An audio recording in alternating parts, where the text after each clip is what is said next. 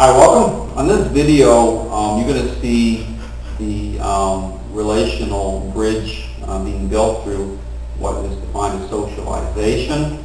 But again, the term socialization, when you look at what your goals are and how it's really defined through nature, it's all about being the pivot point, the person being the pivot point, so that they're able to build a bridge, so that they're defining it relationally, so the dog is coming within the follower's script.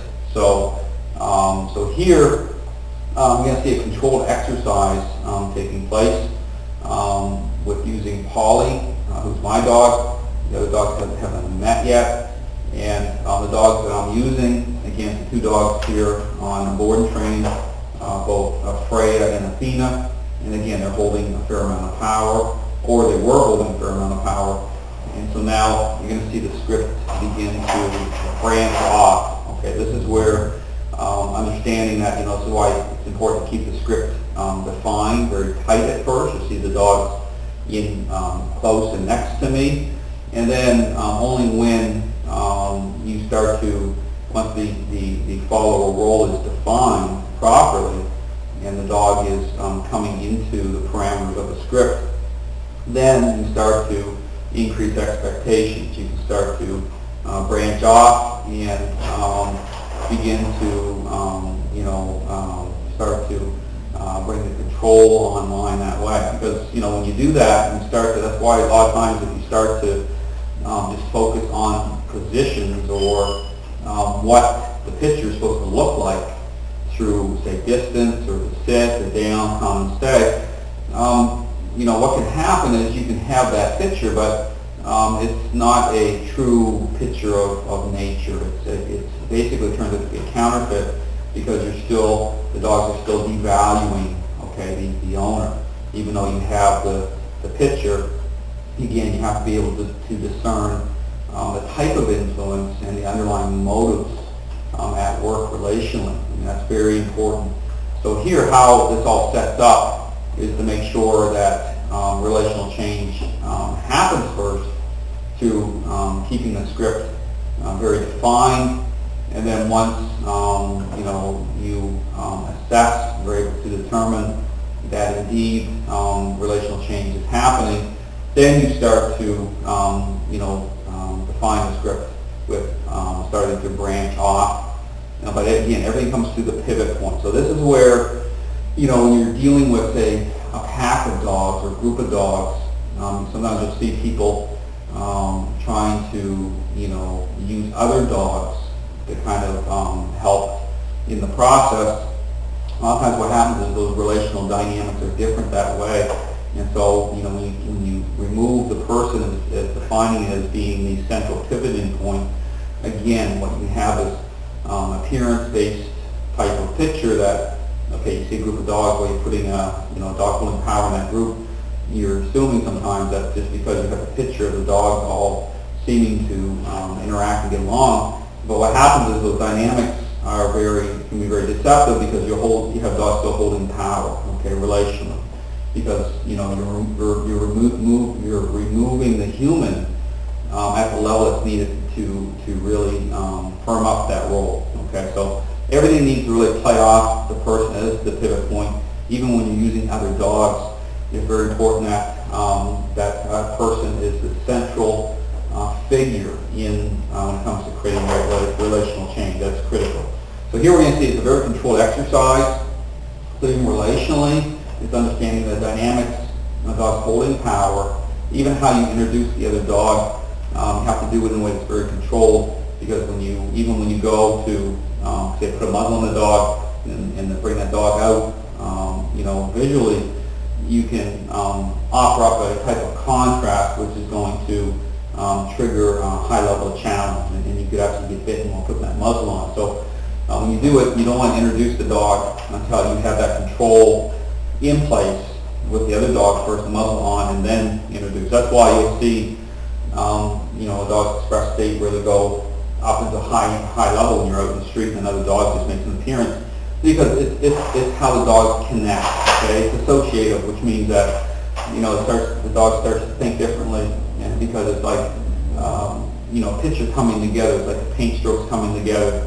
That's why even peripherally you'll wonder why certain things happen, why a dog suddenly flashes over, because it's once that picture, that painting takes shape, and that dog associates a certain situation, or dogs with fulfillment, with gaining power, it takes less and less paint strokes, and that's why you have to break this down into a very controlled exercise to begin to, paint a different picture. You start to change the landscape, so to speak. So it's very controlled, but again, when you know how these dynamics connect, and you really understand, dogs at this level, you can basically bring almost any situation back from the edge. So anyway, you'll see this exercise happening here, and again, just when you see it, to understand you want, again, this is for information purposes. If you're trying to do this, I really recommend that you seek out the help of a professional, okay? Because again, it's all about control. It's all about confidence, having the control and understanding. So anyway, if you need help with your dog, feel free to contact me anytime. I'll be more than happy to help you out. Thanks very much.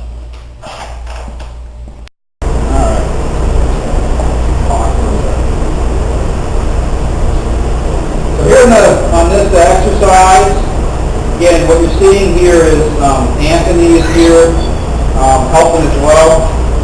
But this is a relational exercise. This is a bridge building exercise of socialization. So here, what I'm doing here is I'm using my other dog, Polly. See Polly over here. And so here, what I'm doing here, I'm using I have Berg over here too. You see Berg over here in the corner in the crate. And what I'm doing is I'm using the remote collar to some vibrate to help to tap him down, just to bring him down for a little bit. Because he has major issues with other dogs or people as well. So here, now all I'm doing here with Freya, again, you see the choke chain on her, but it's more about nudging her in. So all I'm doing here is I'm becoming the pivot point. Okay, so just like Anthony's the pivot point with Polly. And same thing with Berg over here is I'm doing multiple dogs or just tap with him a little bit. So it's kind of multitasking a little bit. So here's the same thing. I'm waiting for Berg to go down. He goes down. At the same time I'm tapping Freya. But Freya, same thing here. Now all I'm doing here is I'm communicating. I'm saying that I own Polly. Just like reshuffling the deck, so to speak. So this is the proper way to do socialization with dogs. Now, Polly, this is the first time that any of the dogs here, except for Berg, has been next to Polly. Okay? The same thing here. Polly does the same thing. I rescued Polly.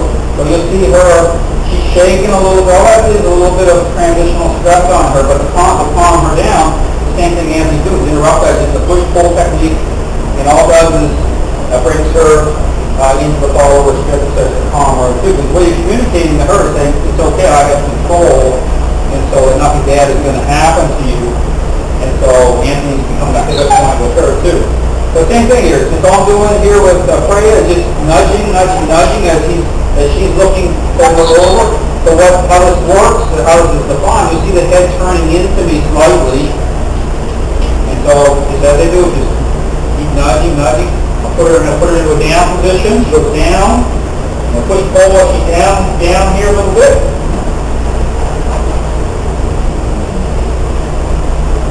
And then Anthony's continuing to walk Polly around me, and I'm just nudging her so she's in a down position. So it's a good little exercise here, just bringing her into a state of calmness.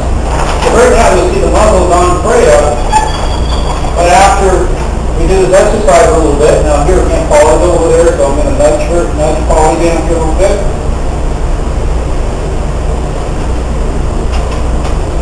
And I'm going to sort of nudge Berg a little bit. When Berg goes into the down position, and she stops the vibration. And here, keep her down. Now here, I'm going to let her come up on her. I'm going to bring her up. I'm going to bring Freya back up. Now bring Freya back up. I'm not saying sit. I just put a little pressure on the leash on the collar, and she'll lift up. Okay, so communicating a little deeper level here.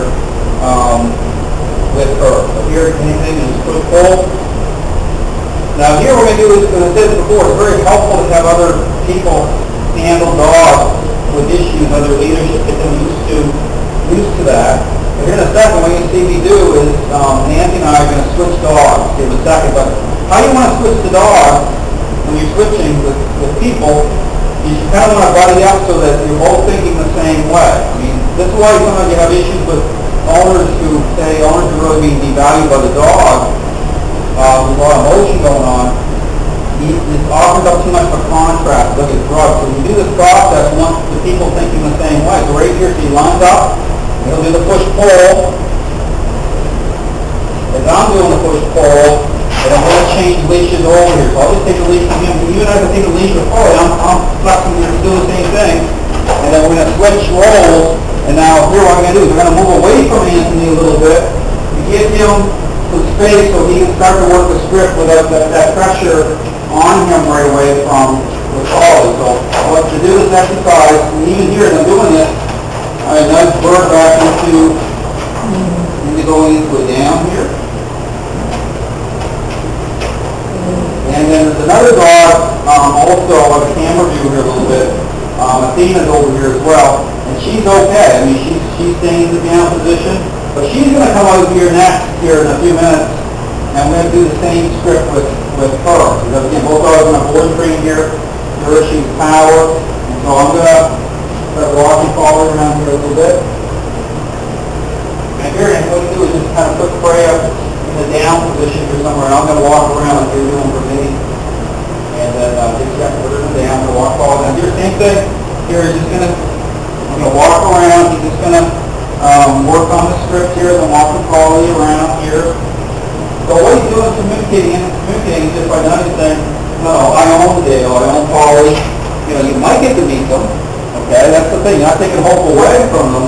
You're just communicating. You might get to meet them, but it's going to be defined as a follower to him. So he's the pivot point. So right now he's saying, no, I get to meet. So here, you see the muzzle's on right now on Freya, but as we do this exercise after, say, a day of doing a little of this, then the muzzle can come on once we have that trust that's built through the script. Okay, once the reaction, how you assess that is how the dog reacts, okay, to these kind of work of proximity, close encounter with the collie. Here I'm going to move right close here, and then sit. And eagle collie, the collie will go down, and then bring her up, move her again.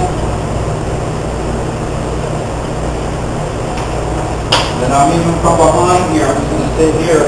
But like the dog's holding a lot of power, they don't like to be in flank, because they don't like other dogs coming around. But even while doing this, again, put the bird back down into a down position, and then I'll flex and release a little bit of collie. And then Anthony, what he's doing, same thing, he's just kind of nudging. So, you know, the down position is a great position to use because it's the most submissive position you put a dog into. But again, when they're ready, you're not trying to hold her in tight, but she's really struggling, really challenging at a high level.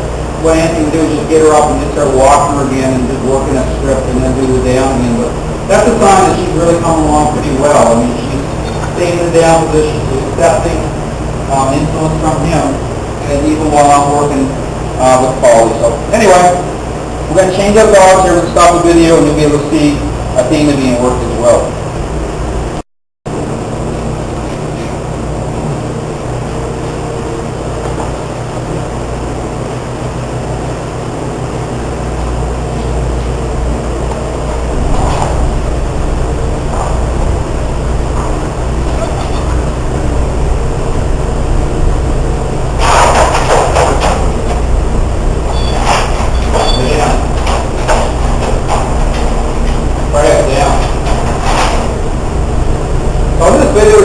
See Anthony and myself working with Athena, and same exercise as before. You know, you switch it up. So for example, right now I can be like in the middle, the Polly sitting here, and Anthony's kind of walking around doing the circle method, walking around me, and all he's doing is just again creating follower moments. He's working the script, and then as he does that, just, you know, so basically I'm just, you know, he's using me with the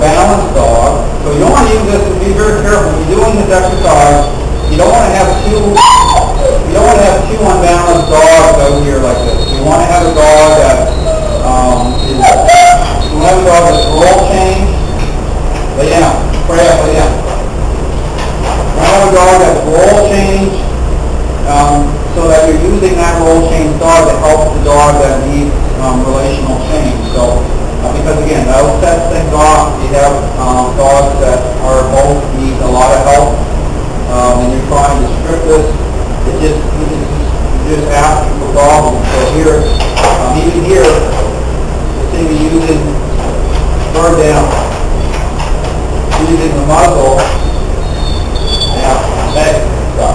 And even here, so we're even here, multi-balancing. We have 4 dogs over here. So 2 in crates, again, bringing them into the script.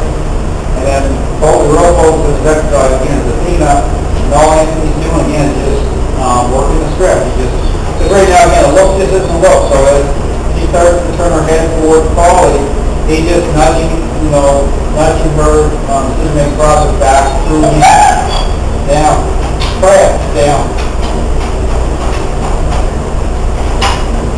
So again, when you work the script through the other dog, getting Freya back into the down position because she's standing up. She's broken out of the crate, not here, but she's broken out of the crate a couple times before in the past. Again, because of the power, so it's going.